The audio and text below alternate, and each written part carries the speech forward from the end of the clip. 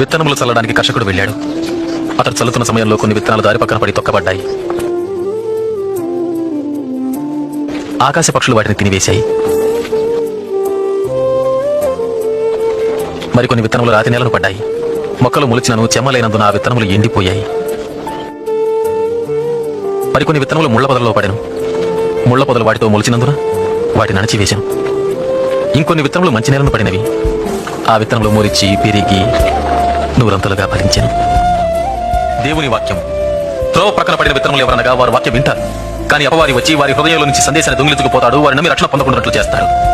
రాతి నేలను పడిన విత్తనములు ఎవరంటే వారు వింటారు, సందేశాన్ని అంగీకరిస్తారు కూడా, కానీ వీరు లేనందున కొంతకాలం మాత్రమే నమ్ముతారు. ముళ్ల పొదలలో పడిన విత్తనాలు ఎవరనగా వారు వింటారు, కానీ ఈ జీవన సంబంధమైన విచారముల చేతను ధనభోగముల చేతను అణచివేయబడి తద్వారా ఫలింపని వారు. మంచి నేలను పడిన విత్తనాలు ఎవరనగా యోగ్యమైన మంచి మనసుతో వాక్యము విని హృదయములో భద్రపరచి దానిని అవలంబించి ఓపికతో ఫలించువారు.